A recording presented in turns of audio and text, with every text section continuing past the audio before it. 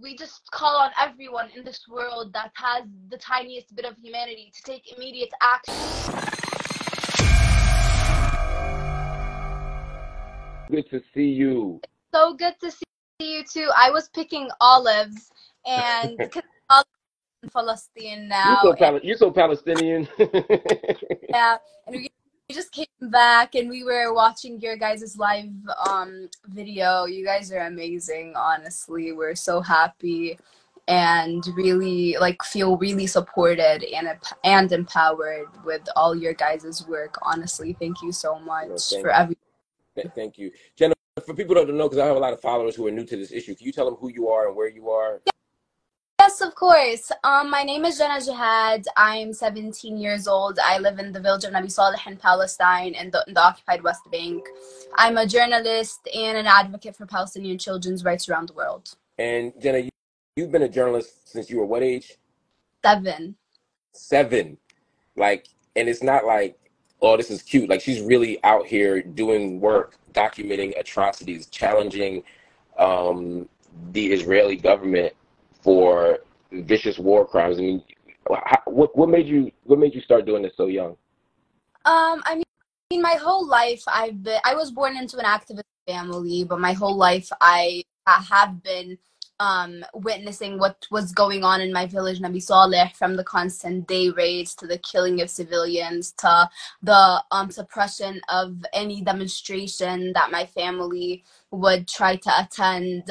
So when I was 7, at one point, I had witnessed the murder of one of my cousins.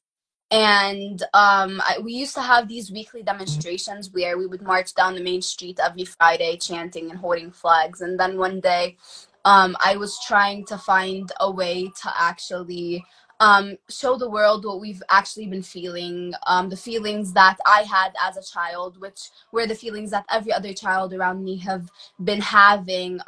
So one day I just held my mother's phone and started reporting on what was going on in front of me, from the way the Israeli occupation forces were arresting the protesters, to how many people were injured, to the way they were suppressing us.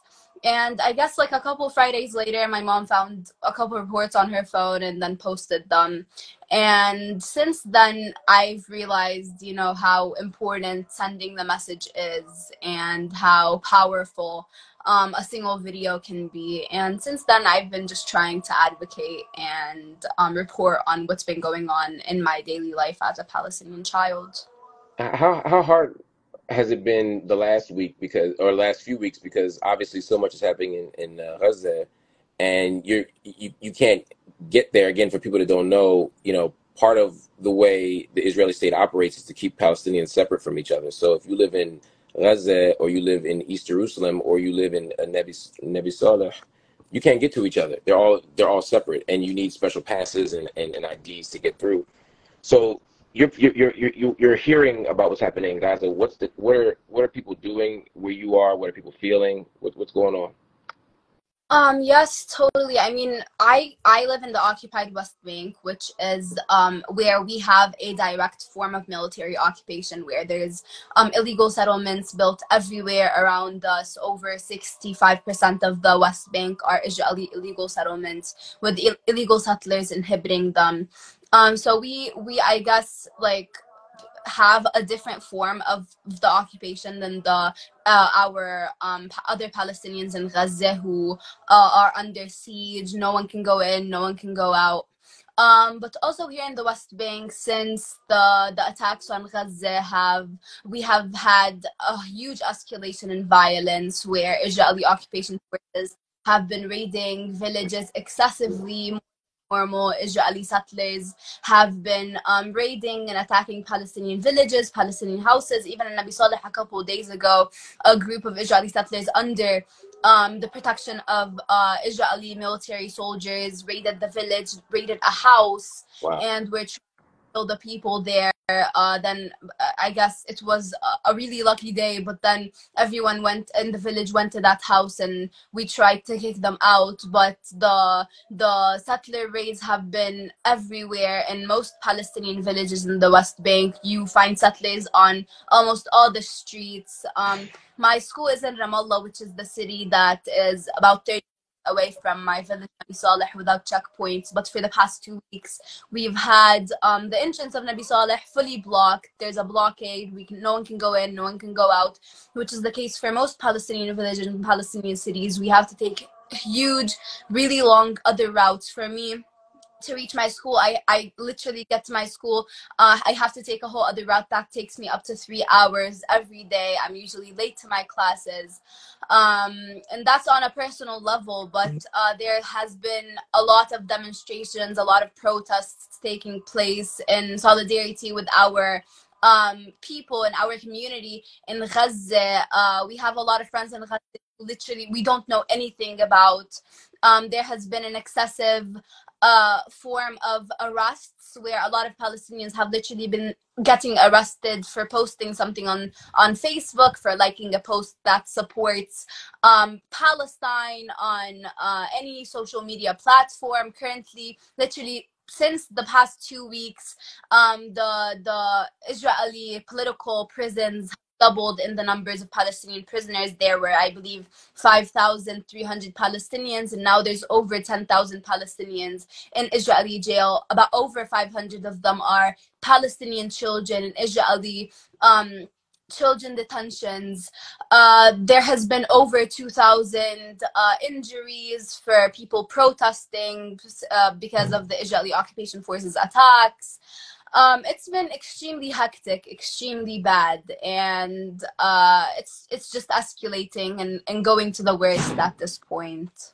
What can we do in the United States or in the UK or other parts of the West to support you? What do you need?